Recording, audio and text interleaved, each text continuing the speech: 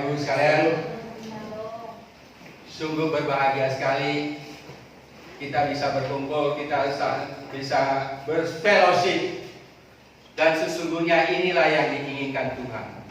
Kita tahu nanti di surga suatu hari nanti kita tidak lakukan apa-apa yang lain selain hanya memuji dan menyembah seperti yang sudah kita lakukan. Baik, hari ini khotbah yang akan saya sampaikan berjudul Garam Dunia dan Terang Dunia. Tapi sebelum kita masuk ke tema tersebut, saya ingin mengajak Bapak Ibu kita sedikit kilas balik, melihat, memperhatikan perkara-perkara yang terjadi di sekitar kita akhir-akhir ini. 3 minggu yang lalu kita merayakan Pentakosta. Pentakosta nama lainnya adalah Hari Raya 7 Minggu. Juga disebut sebagai Hari Raya Panen. Sudahkah Bapak Ibu memanen? Amin. Haleluya. Berapa banyak yang Bapak Ibu sudah panen? Mungkin ada ibu-ibu yang berkata, saya kan seorang ibu rumah tangga, saya kan tidak bercocok tanam, apa yang bisa saya panen? Bapak-bapak, saya kan kontraktor, kerjaan saya urus proyek, bagaimana saya memanen? Saya kan seorang pengusaha, apa yang bisa saya panen? Saya kan tidak bercocok tanam. Saya kira di sini mungkin hanya Pak Sutekno yang tiap hari panen sawit. Untuk itu, saya mengajak kita, mungkin kita harus selaraskan pikiran dan pandangan kita seperti Yesus memandang dan Yesus berpikir. Amin. Memang pada saat perjanjian lama, bangsa Israel mereka merayakan hari raya panen. Kenapa? Karena di dalam merayakan itu mengandung makna itu bersyukur. Kenapa mereka harus bersyukur? Karena kita tahu bahwa sejak manusia Adam dan Hawa jatuh di dalam dosa, tanah ini sudah tertutup. Sehingga manusia harus bersusah dengan berpeluh kekeringat untuk usaha dan hasilnya tidak optimal. Jadi dengan tanah yang tertutup itu masih bisa memberikan hasil, itu adalah suatu kita wajib untuk bersyukur. Tetapi masuk di perjanjian baru, fokus orientasi Tuhan tidak lagi pada tuaian tanaman, tetapi sudah beralih ke jiwa-jiwa. Buktinya, sebelum Yesus naik ke surga, dia memberikan perintah kepada pengikut-pengikutnya yang lebih kita kenal sebagai amanat agung Tuhan Yesus. Apa isi amanat agung Tuhan Yesus? Karena itu, pergilah jadikanlah semua bangsa muridku. Bukankah itu berbicara tentang jiwa? Pada masa Pentakosta, Petrus berkhotbah, 1 kali khotbah 3.000 orang bertobat. Bukankah itu berbicara jiwa manusia? Dan kita tahu sejak saat itu bahwa gereja bertumbuh di mana-mana. Keluar bukan hanya di Israel, keluar sampai ke seluruh dunia, sehingga di Indonesia, di Medan kita lihat begitu banyak gereja. Jadi gereja bertumbuh sejak Pentakosta bagaikan cendawan sehabis musim hujan. Semuanya ini berbicara masalah panen jiwa. Kita harus selaraskan. Jadi kalau kita berbicara panen, kita berbicara tuaian, jangan lagi fokus kepada apa yang harus saya dapat, tapi kita coba selaraskan pikiran kita, pandangan kita seperti Tuhan Yesus pikirkan. Sama di tadi awal kita memuji, kita bilang Tuhan Yesus baik, Tuhan Yesus baik. Memang kita tahu Yesus. Apakah itu cukup sampai hanya di situ? Kita adalah disebut Kristen. Apa itu Kristen? Pengikut Kristus. Mungkin pada awalnya kita baru bertobat, oke, kita cukup tahu hanya Yesus itu baik. Tetapi kalau sudah sekian lama kita ikut Tuhan Yesus, kalau kita hanya sampai di situ saja, berarti sia-sia kita menjadi orang percaya. Yang harus kita tanya, apakah kita sebagai pengikut Yesus, kita juga disebut baik seperti Tuhan Yesus baik? Yang seperti itu yang benar. Sehingga seperti tadi kita bernyanyi, mohon Tuhan berikan kuasa, Tuhan urapi kita. Setelah terima kuasa, lantas mau apa? Sudah terima kuasa, duduk-duduk. Setelah terima kuasa apa? Lantas lakukan pekerjaan-pekerjaan yang tak dipercayakan kepada kita. Sehingga saya percaya bahwa pandemi COVID-19 yang Tuhan izinkan terjadi di dunia ini, Tuhan sedang menantikan tuaian yang lebih besar. Amen. Kita tahu COVID-19 itu sudah berlangsung lebih dari 6 bulan. Pertama kali di Desember 2019, sekarang sudah akhir Juni. Dan untuk mengatasi itu, seluruh pimpinan tertinggi di semua negara, dengan segala orang-orang ahli dalam kesehatan, mereka coba mengendalikan, dan kita lihat apa hasilnya. Tidak mampu mengendalikan. Itu tandanya apa? Tuhan sedang mengajarkan kepada kita bahwa tidak ada perlindungan selain hanya di dalam diri dia. Manusia boleh berusaha dengan segala cara, dengan segala teknologi, tetapi kalau Tuhan belum mau menghapus COVID-19, itu tidak akan terhapus.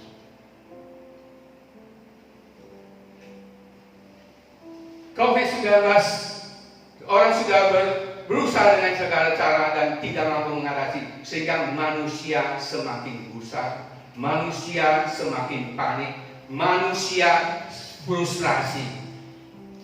Orang-orang seperti itulah itu tuaian yang siap dituai.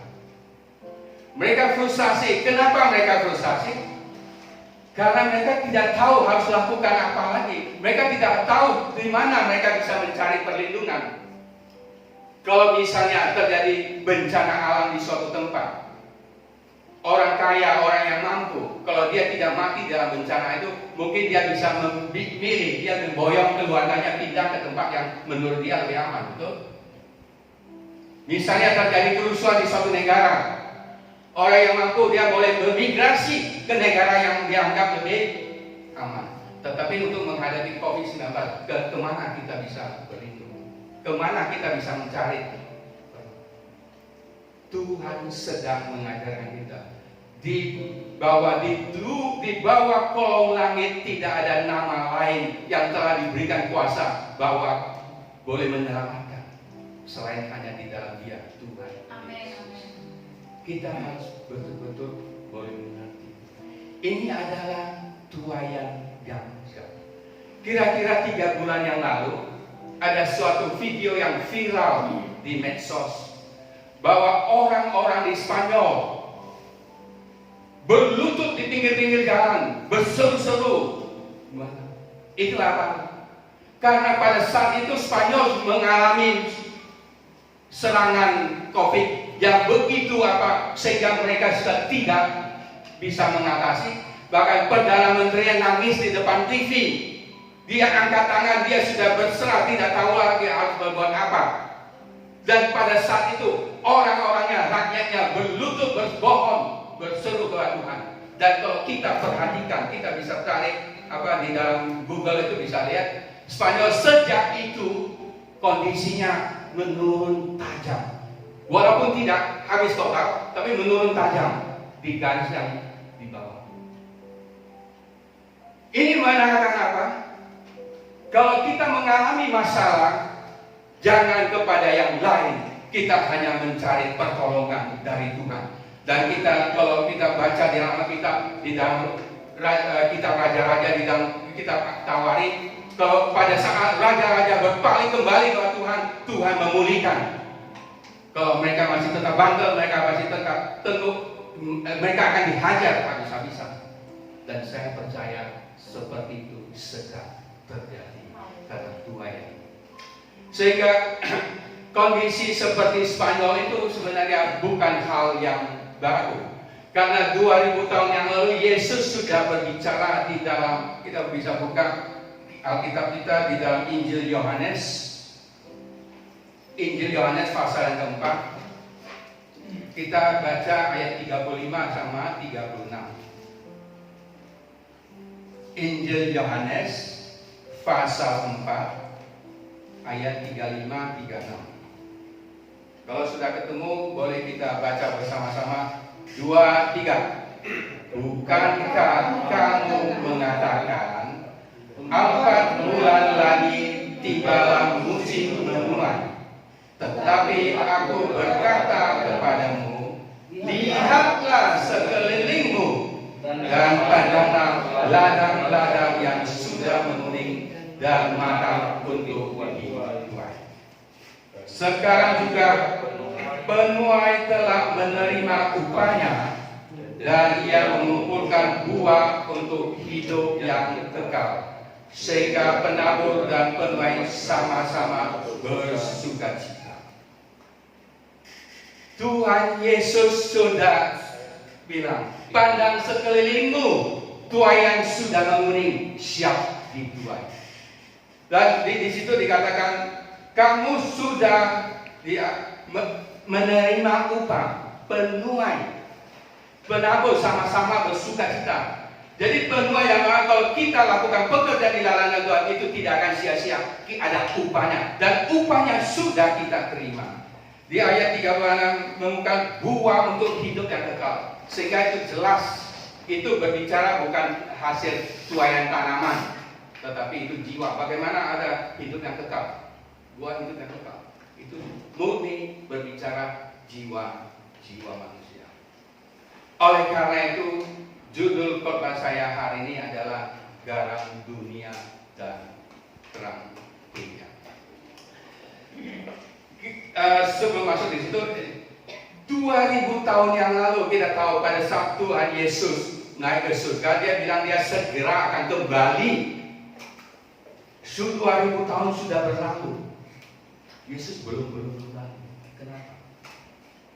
Dia lagi bersabar menunggu pertobatan. Kenapa? Karena dia tidak inginkan satu orang pun binasa. Itu adalah hasrat. Itu adalah kerinduan daripada Tuhan. Sehingga kita mengapa itu sudah 2000 tahun yang lalu sampai sekarang belum apa? Karena belum terjadi seperti yang Tuhan Yesus harapkan. Saya ngajak kita, saya ada catat di sini.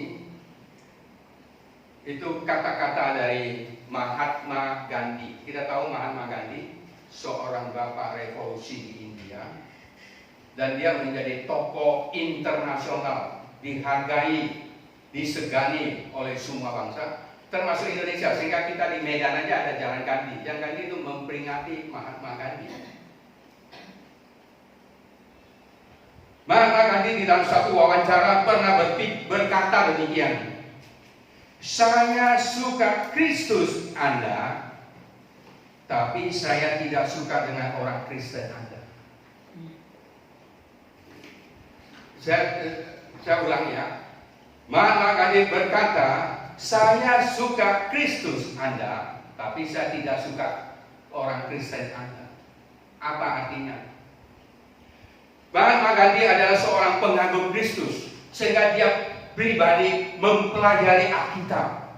Dia kuasai Alkitab. Dan dia sangat setuju dengan pengajaran dari Alkitab. Tapi dia tidak mau terima Tuhan dan menjadi orang Kristen. Karena apa? Dia berikutnya dia mengatakan, jika orang Kristen benar-benar hidup menurut ajaran Kristus seperti yang ditemukan dalam Alkitab, seluruh India sudah menjadi Kristen hari ini. Ini katakan. Kalau orang Kristen benar-benar, kita semua bertanya ke diri kita sendiri, sudah benar-benar kita jalankan seperti Kristus ajarkan, seperti yang tertera di dalam Alkitab? Kalau semua orang Kristen sudah benar-benar, seluruh orang India sudah menjadi Kristen hari ini, kita tahu itu berbicara apa? India adalah negara kedua terbesar yang penduduknya terbanyak di dunia. Yang pertama itu Tiongkok, penduduknya 1,4 miliar sekian. Di India 1,3 miliar sekian, kira-kira bedanya nggak sampai 100 juta. Penduduk Indonesia 268. Gambarannya apa? Kalau seluruh India itu percaya, berarti itu kira-kira 4,5 kali Indonesia yang sudah percaya. Kita di Indonesia sendiri yang 268 Kristen cuma 6,7 sekian persen, nggak sampai 7%. Kenapa kita masih menjadi begitu minoritas? Karena orang-orang Kristen tidak hidup seperti Tuhan Yesus telah hidup. Hari ini kalau kita ada di tempat ini, kita mendengarkan ini, Tuhan sedang berbicara kepada kita masing-masing. Coba renungkan, pikirkan, introspeksi. Apakah kita adalah orang yang disebut, silakan, kita termasuk orang-orang Kristen yang memuliakan Tuhan Yesus, atau kita hanya menjadi orang-orang Kristen yang hanya menjadi batu sandungan, orang-orang sebenarnya sudah siap untuk datang kepada Kristus, tetapi karena lihat kelakuan kita, karena lihat tindakan kita, sehingga membuat dia menjadi mundur teratur, dia berbalik badan. Terus terang, kita kalau di lingkungan orang Tionghoa di Medan, saya sudah banyak mendengar, mereka setuju dengan ajaran Kristus, mereka suka dengan ajaran, tapi pada saat mereka melihat orang-orang Kristen yang ada di Medan seperti itu, mereka menjadi berpikir-pikir, apakah mereka harus. Oleh karena itu, kenapa bisa terjadi hal demikian? Karena kita orang Kristen belum menjadi garam dan belum menjadi terang. Oke, saya ngajak kita coba buka di dalam Alkitab kita, di dalam Matius pasal yang kelima. Matius pasal yang kelima, kita akan baca ayat 13 hingga 16. Dan saya akan bacakan untuk Bapak Ibu sekalian. Matius pasal yang kelima ayat 13. Demikian firman Tuhan. Kamu adalah garam dunia. Jika garam itu menjadi tawar, dengan apakah ia diasinkan? Tidak ada lagi gunanya selain dibuang dan diinjak orang. Dengar baik. Tuhan, ini adalah kata-kata yang keluar dari mulut Tuhan Yesus sendiri. Tuhan Yesus berkata, kamu adalah garam dunia. Perhatikan, Tuhan Yesus tidak mengatakan kamu harus menjadi garam. Kita bisa lihat perbedaannya. Kalau kamu harus menjadi garam, artinya kamu belum garam.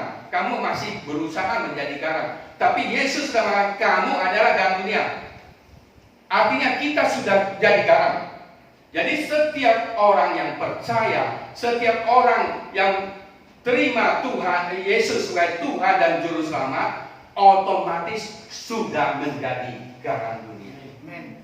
Karena Roh Tuhan tinggal di dalam kita, kita boleh menjadi garam. Amen. Jadi dikatakan itu, jika garam itu menjadi tawar, dengan apakah ia diasinkan? Tidak ada lagi gunanya selain dibuang dan diinjak orang. Jadi artinya kalau garam itu harusnya asin. Kalau dia garam sudah tidak lagi asin, menjadi tawar, dia sudah tidak berguna. Dia harusnya cukup dibuang dan diinjak orang. Di sini ada yang mau dibuang dan diinjak orang? Nanti kita injak bersama. Pasti gak ada. Kita mau menjadi orang yang dihargai, kita adalah menjadi orang yang disukai, kita tidak mau dibuang, kita tidak mau apalagi diinjak. Kalau kita tidak mau seperti itu, berarti kita harus menjadi garam. Fungsi garam dalam diri kita itu jangan sampai hilang. Kalau hilang itu menjadi tawar. Nah, kita harus tahu fungsi garam itu apa. Dan sebelum masuk ke fungsi garam, saya ingin ngajak kita coba sedikit berpikir. Di sana Yesus mengatakan, jika garam itu menjadi tawar, pernahkah Bapak Ibu melihat garam yang tawar? Kalau ada saya mau pesan. Atau kita ke Indomaret, kita beli garam, pulang ke rumah, buka, ternyata tawar, kita bawa kembali untuk tukar. Ini tidak. Ada nggak? Tidak ada. Jadi kenapa Yesus mengatakan demikian? Untuk mengerti ini kita harus boleh mengerti Tuhan Yesus berkata itu 2000 tahun yang lalu di Israel. Sehingga kita harus setback, kita harus tahu kondisi 2000 tahun yang lalu di Israel itu garam apa yang mereka pakai. Ternyata pada saat itu mereka pakai garam tidak seperti garam dapur yang kita pakai sekarang. Mereka pakai garam itu adalah batu yang diambil dari gunung yang mengandung garam, asap asin. Saya nggak tahu itu kenapa, ya mungkin bisa jadi karena kita tahu zaman Nabi Nuh seluruh bumi ditutupi air laut. Sehingga itu mungkin gunungnya apa. Dan kita tahu di Israel punya satu laut, sebenarnya itu danau, tapi disebut laut mati namanya. Kenapa disebut laut mati? Karena tidak ada makhluk hidup yang bisa tahan hidup di dalam air itu. Karena apa? Karena saking asinnya, saking tingginya kadar garam di dalam. Karena begitu tingginya sehingga kalau kita masuk ke dalam air itu langsung terapung. Sudah ada coba Ibu Mary sudah coba? Langsung terapung. Jadi sekalipun tidak bisa berenang, terapung. Saya sudah coba.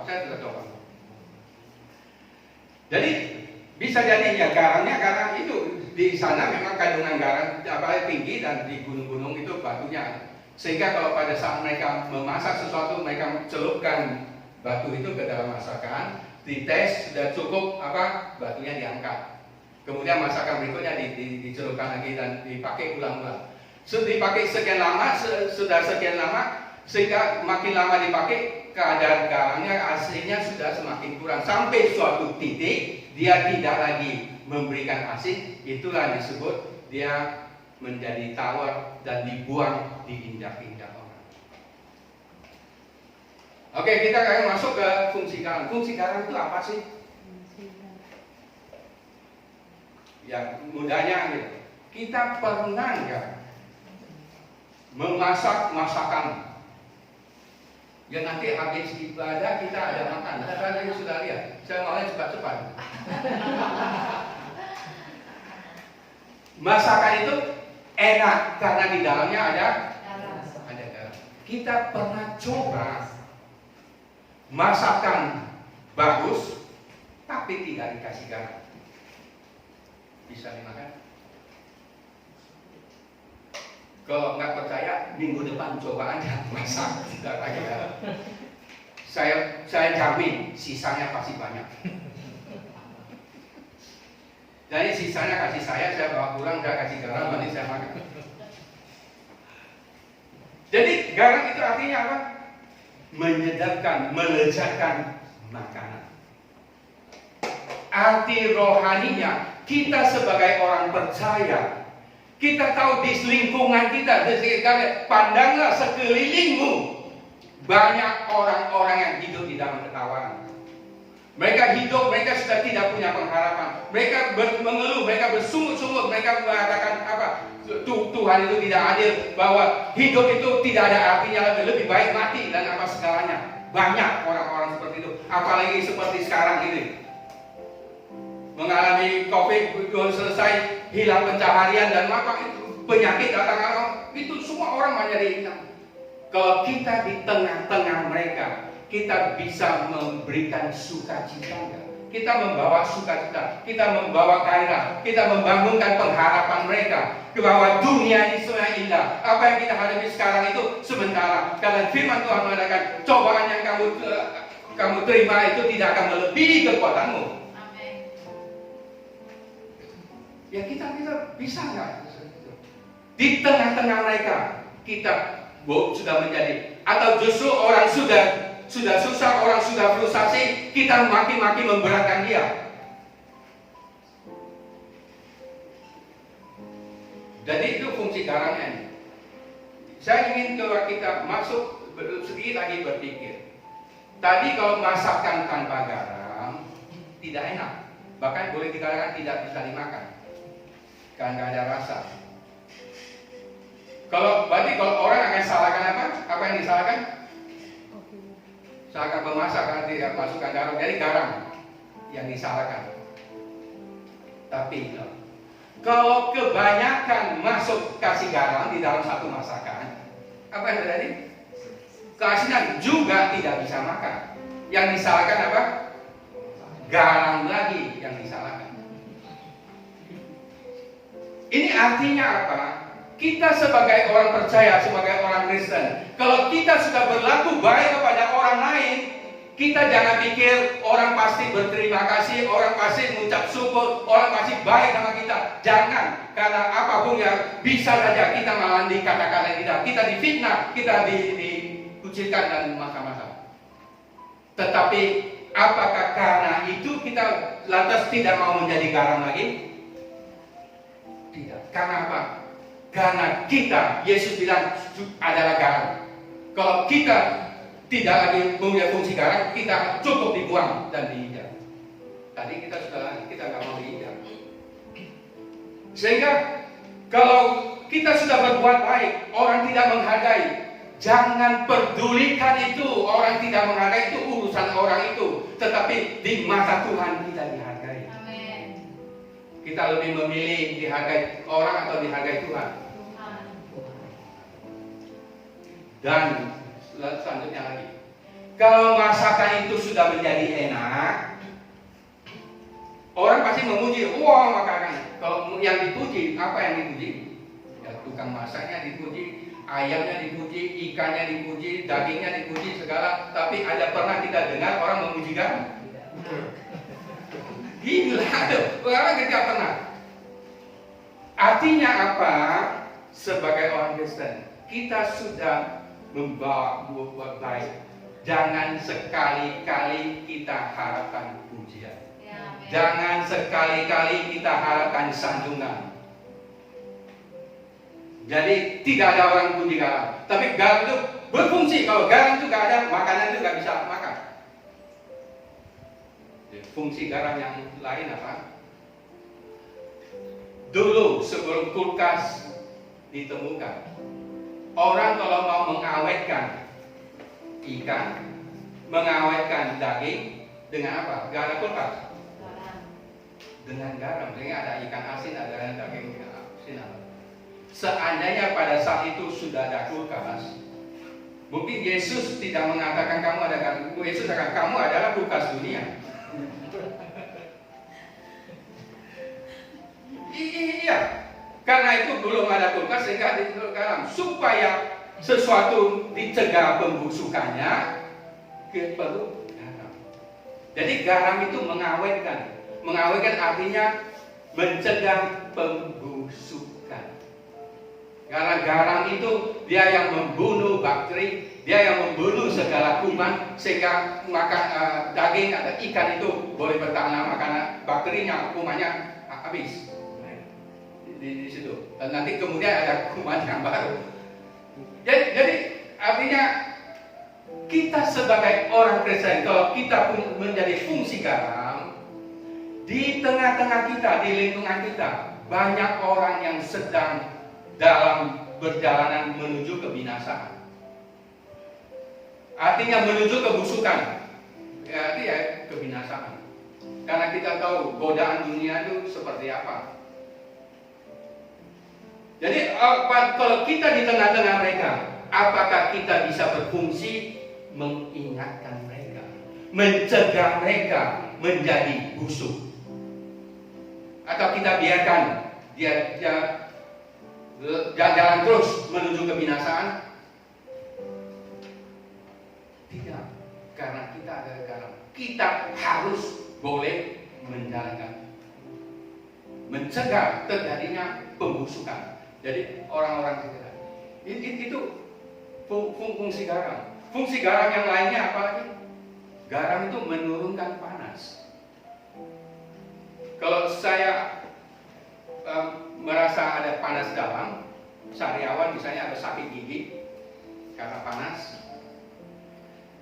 pagi hari saya akan minum air 1 gelas diaduk dengan garam, diminum, dan itu sangat mujarab sekali.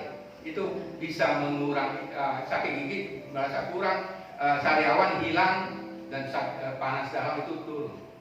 Jadi garam itu juga berfungsi untuk menurunkan panas. Kita tahu orang di sekitar kita itu kita sekarang dikatakan sumbu pendek, sedikit apa disulut meledak tinggi. Kita bisa nggak meredakan panas di tengah-tengah suasana seperti ini? Apa justru kita memanas-manasin, ditambah lagi api, ditambah lagi kayu? Tapi sering sekali kita lihat banyak orang Kristen, kalau di dalam gereja terjadi satu kasus dengan jemaat tertentu, apalagi kalau itu pimpinan gereja, mereka bukannya menurunkan panas, justru ditambah-tambah. Jadi itu garam itu bisa menurunkan panas, dan garam kebanyakan itu boleh juga menaikkan tensi darah. Orang yang tensi darah tinggi biasa, kalau banyak makan garam artinya apa? Tensi darah itu meningkat. Artinya juga ya garam kita melakukan fungsi secara benar atau tidak. Kita membakar-bakar suasana atau kita meredakan suasana. Dan garam itu juga kalau kita misalnya ada terluka di tempat luka itu ditaburi garam apa? Sedap rasanya. Tadi di makanan kan kalau dikasih garam kan jadi sedap. Sedap rasanya. Nggak coba aja kalau nggak percaya. Artinya apa? Garam juga berfungsi untuk mencegah, mengingatkan orang jangan lakukan dosa. Lakukan dosa itu akan pedih, tidak ada habisnya. Pedihnya, sakit. Tidak. Tapi yang justru saya lihat banyak orang Kristen, orang luka lama dikorek-korek. Luka lama dikorek-korek. Sebenarnya sudah tidak lagi sakit, tapi dibuatnya tetap menjadi sakit. Coba kita bertanya, kita termasuk yang mana? Itu yang dikatakan oleh Mahatma Gandhi. Aku suka dengan Kristus Anda, tapi saya tidak suka dengan orang Kristen. Kita termasuk orang yang tidak disuka oleh Mahatma Gandhi, atau kita termasuk yang disuka? Kalau orang yang disuka oleh Mahatma Gandhi, pasti disuka oleh Tuhan Yesus. Kita memilih yang mana? Itu berbicara masalah garam. Dan masih banyak lagi fungsi garam. Kalau kita bicarakan sampai malam nggak selesai. Jadi kita lanjutkan di ayat yang ke-14 tadi di Matius 5 ayat ke-14. Kamu adalah terang dunia. Kota yang terletak di atas gunung tidak mungkin tersembunyi. Kamu adalah terang dunia, sama seperti tadi. Kamu adalah terang. Tuhan Yesus tidak mengatakan kamu harus menjadi terang. Artinya kita sudah terang begitu kita percaya Tuhan Yesus sebagai Tuhan dan Juru Selamat kita, ada terang lewat kita. Amen. Sehingga dia seperti kota yang terletak di atas gunung tidak mungkin tersembunyi. Sehingga setiap perilaku, setiap apapun yang kita orang percaya lakukan itu tidak tersembunyi dari dunia orang tua. Kita kalau berbuat baik mungkin mereka tidak mengatakan apa-apa karena mereka anggap itu memang sewajarnya orang Kristen kan harus baik.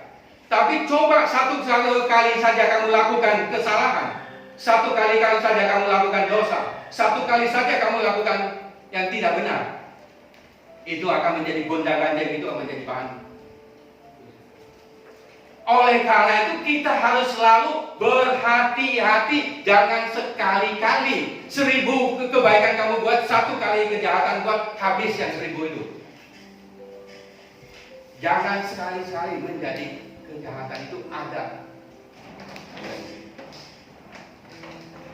Ayat selanjutnya dikatakan, lagi pula orang tidak menyalakan pelita lalu meletakkannya di bawah gantang, melainkan di atas kaki dia yang sehingga menerangi semua orang yang di dalam rumah itu. Sehingga kita berfungsi menerangi semua orang. Karena apa?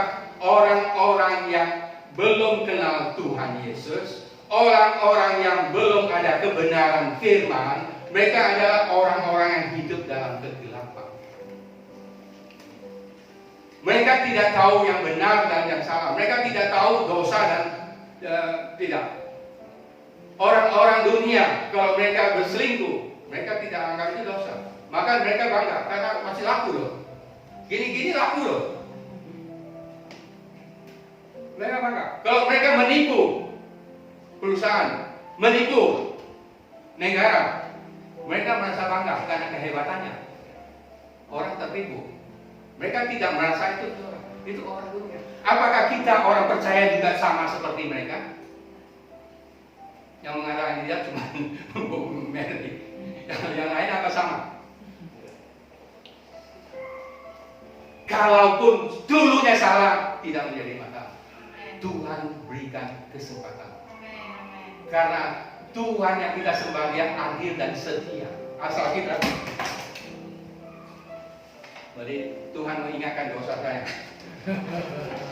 Tuhan itu adil dan setia. Asal kita mau datang bertobat, minta pengampunan dan berbalik dari dosa.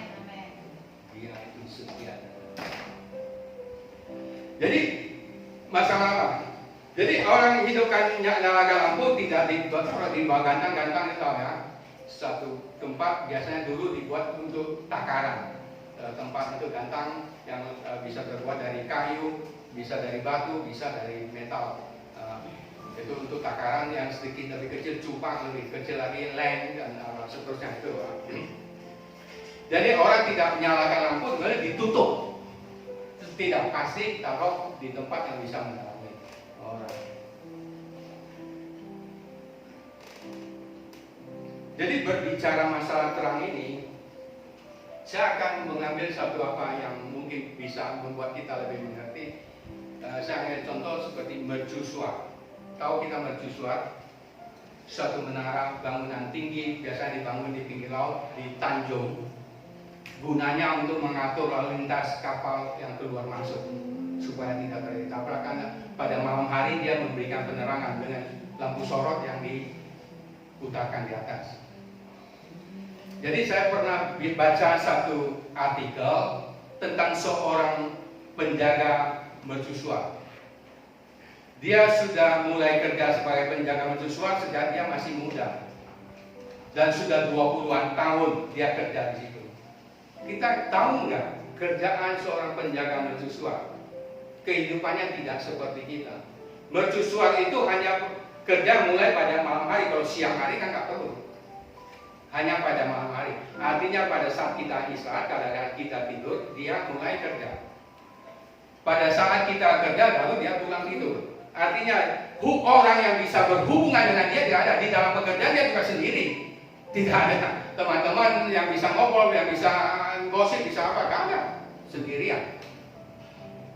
Dan kerjaannya terus mutar-mutarkan lampu sorot di atas apa itu? Kita bisa bayangkan betapa suatu pekerjaan sangat membosankan. Sangat membosankan. Tapi dia sudah lakukan puluhan tahun. Satu malam dia berpikir, sebenarnya apa gunanya saya lanjutkan pekerjaan seperti ini? Seperti gak ada artinya. Orang dia datang putar-putar sampai matahari terbit dia pulang. Gak ada artinya. Lagi sangat membosankan. Sehingga dia malam itu dia ambil keputusan bahwa besok dia akan berhenti dari pekerjaan, akan cari pekerjaan lain. Pada pagi harinya pada saat dia berjalan pulang, Di dekat-dekat dia ada beberapa orang nelayan yang juga baru pulang melaut. Kita nelayan kan malam hari menangkap, pagi pulang ya. Jalan dekat-dekat dia. Mereka sedang berbincang-bincang. Apa yang mereka bincangkan? Mereka mengatakan, tadi malam itu begitu gelap karena tidak ada sinar bulan, tidak ada bintang, sehingga begitu gelap mereka tidak bisa melihat walaupun dekat, sehingga dua kapal yang nelayan itu hampir saja bertabrakan. Pada saat hampir saja itu pas lampu sorot diarahkan ke sana, sehingga mereka sadar dan mencoba menghindari. Akibatnya suatu kecelakaan terhindar. Begitu dia mendengar cerita ini, dia menjadi sadar. Ternyata pekerjaan saya bukan tidak ada gunanya. Pekerjaan saya telah menyelamatkan satu kecelakaan, menghindarkan satu kecelakaan. Yang kecelakaan itu pasti membawa korban harta, korban manusia. Dan sekarang itu, dan dia berpikir selama sekian puluh tahun, berarti sudah berapa banyak kapal yang sudah diselamatkan dari karena adanya pekerjaan dia. Sehingga dia batalkan, dia tidak jadi, kemudian dia lanjutkan pekerjaannya yang membosankan. Saya katakan ini, saya ingin mengajak Bapak Ibu coba berpikir. Sering sekali kita melakukan suatu pekerjaan, katakan dalam penginjilan. Suatu orang yang kita sudah injili berkali-kali, tapi sepertinya tidak ada hasil, dan orang itu tetap tegak teguh, tetap keras kepala, tidak apa. Apakah karena itu kita harus stop, tidak lagi menginjili? Tidak, apa kita tidak lanjutkan lagi pekerjaan kita karena apa yang kita lakukan sia-sia, nggak ada artinya. Tetap kita harus lakukan sama seperti apa? Karena kita nggak tahu. Karena firman Tuhan, setiap benih firman yang ditaburkan tidak akan kembali dengan sia-sia. Dia akan tumbuh pada waktunya. Waktunya yang kita nggak tahu. Jadi kita, saya ambil suatu contoh. Nabi Nuh membangun Bahtera berapa lama? 120 tahun di atas gunung. Seorang membangun Bahtera di atas gunung, pasti tiap hari ditanya orang, apa yang kamu kerjakan? Berarti Nuh sedang menginjili mereka loh. Tuhan akan bumi hanguskan ini, akan apa? Kamu harus masuk ke dalam Bahtera kalau kamu mau selamat. Dan terus pasti dia dicemooh, dia dihina, dia mungkin ditertawakan, dia dianggap orang gila kan? Apakah kalau kita seperti Nabi Nuh, kita lantas berhenti, tidak lakukan lanjutkan lagi pekerjaan? Kalau itu tugas dari Tuhan, lanjutkan saja. Bisa orang tidak melihat, orang tidak menghargai, orang tidak mengerti, itu urusan mereka. Tapi Tuhan coba memanggil kita, kita lanjutkan. Sama seperti gereja kita ini baru mulai. Terus saya kasih tahu, perjalanan ke depannya itu tidak akan mulus-mulus saja. Banyak rintangan, banyak apa yang akan. Apakah kita akan stop di tengah jalan? Tidak. Kita pikir kerjaan kita nggak ada gunanya. Tapi semua kerjaan itu dilihat oleh Tuhan dan dicatat. Dan kalau kita lihat, kita baca Alkitab, Nabi Yesaya, Nabi Yeskiel, kita lihat mereka ada dua orang nabi besar yang dipakai oleh Tuhan Yesus. Kita lihat mereka terus menyampaikan pesan-pesan dari Tuhan kepada orang-orang Israel. Tapi di dalam Alkitab tidak mencatat satu orang pun yang mendengarkan kata-kata mereka. Jadi kalau kita lagi menginjil, kita melayani, tidak ada hasil, jangan frustasi, jangan apa. Karena nabi besar saja, seumur hidup dia kerja, tidak ada hasil. Tapi dia tercatat di dalam Alkitab. Sama. Kalau kita lakukan pekerjaan itu, kita bisa dilupakan orang apa, tapi tercatat di dalam hati Tuhan. Apa yang kita lakukan. Jadi ini hal yang seperti itu, mercusuar. Kita sudah lakukan fungsi kita sebagai terang, seperti mercusuar. Kita coba introspeksi diri kita. Kalau belum, mulai hari ini. Tidak ada kata terlambat. karena Tuhan masih sabar menunggu. Jangan sampai terlambat. Berbicara masalah terang ini juga, ya kita di sini ini ada lampu. Sebenarnya ya ini kalau saya kira lampu tidak dinyalakan, kita masih terang karena siang hari. Kalau seandainya malam hari lampu itu tidak nyala, kira-kira seperti apa ruangan ini? Ya gelap gulita. Sehingga ruangan ini bisa menjadi terang karena ada lampu. Pertanyaan saya, kalau ruangan ini sudah terang karena lampu ini, apakah ini semata-mata jasanya lampu ini? Saya ulangi ya. Kalau ruangan digelap malam hari, ini bisa terang karena ada lampu ini. Apakah lampu ini hanya satu-satunya yang berjasa untuk menerangi? Tidak. Karena lampu ini tidak akan berfungsi kalau tidak ada saklarnya yang menyalakan dia. Saklarnya mengkontakkan dia kepada sumber arusnya. Kalau dari PLN mati, genset tidak nyala, lampu kamu bikin 50 di sini juga gak ada artinya. Ini artinya apa? Kalau kita boleh menjadi terang di sekitar kita, jangan kita merasa diri kita hebat. Oh, karena kehebatan saya loh. Karena kalau gak ada saya kan orang ini gak tahu jalan, orang ini tabrakan. Tidak. Kita boleh menjadi terang karena ada sumbernya. Sumber terang kita adalah Tuhan Yesus. Kita connect kepada Dia. Sehingga kita boleh. Kalau kita tidak connect, percaya kita tidak pernah. Kita bukannya ada, kita justru menjadi batu sandungan. Sehingga koneksi kepada sumbernya jangan sampai putus. Jangan sampai putus. Nah, kita tahu lilin. Lilin itu satu apa? Sebelum listrik ditemukan, lilin ini untuk menerangi apa? Filosofi lilin apa? Pada saat dia menerangi orang lain, dia sedang membakar dirinya sendiri. Kadang-kadang dalam pelayanan kita menjadi terang, kita harus seperti ini. Artinya kita harus bersiap menjadi korban. Karena perbuatan baik kita terus terang tidak mungkin tidak akan dilihat orang. Orang tidak akan ingat, orang tidak akan hargai. Bahkan kita justru di kata-kata yang tidak. Saat itulah kita sedang berfungsi sebagai diri. Nah, ini kita mengorbankan diri. Sehingga untuk korban ini saya teringat kata-kata Billy Graham. Dia mengatakan, to receive Jesus cost nothing. Untuk terima Tuhan Yesus tidak perlu bayar apa-apa. To follow Jesus cost something. Untuk ikut Yesus kita harus bayar sedikit. Ada sesuatu yang bayar. But to serve Jesus cost everything. Untuk melayani Tuhan Yesus harus korbankan segala-galanya. Kita siap menjadi pelayan. Kita siap untuk melayani. Korbankan segala-galanya. Kalau memang harus. Seperti itu. Jadi pada saat kita menjadi apa? Ya kita anggap ini kita sedang menjalankan fungsi ini.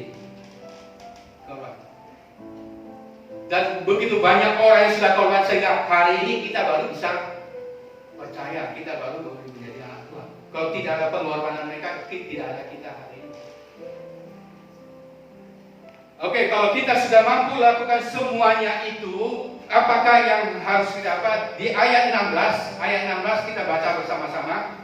Ayat 16 di Matius 5 ayat 16 saya akan akhir sampai di sini.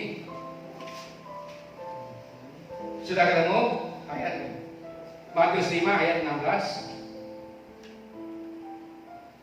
Oke, 2, 3. Demikianlah hendaknya kamu bercahaya di depan orang, supaya mereka melihat perbuatanmu yang baik dan apa? Kok Alkitab saya catatnya beda. Alkitab saya adalah supaya orang melihat perbuatan saya yang baik sehingga mereka memuji-muji saya. Alkitab saya catatnya gitu. Kok beda ya? Jadi jangan seperti yang ada di dalam catatan saya. Apa kita yang sudah lakukan hanya untuk memuliakan Bapa di surga. Karena tanpa Bapa kita tidak mampu lakukan. Saya kira itu firman yang bisa saya sampaikan hari ini. Semoga itu boleh menjadi berkat dan sungguh-sungguh menjadi rema, dan kita tidak lagi menjadi Kristen yang hanya menjadi batu sandungan. Seperti tadi kita tidak cukup menyanyi-nyanyikan Tuhan itu baik, Tuhan itu baik. Siapa nggak tahu Tuhan itu baik? Yang menjadi masalah, kamu sudah baik loh. Kita. Jadi saya kira ini yang saya ngajak kita bangkit berdiri, kita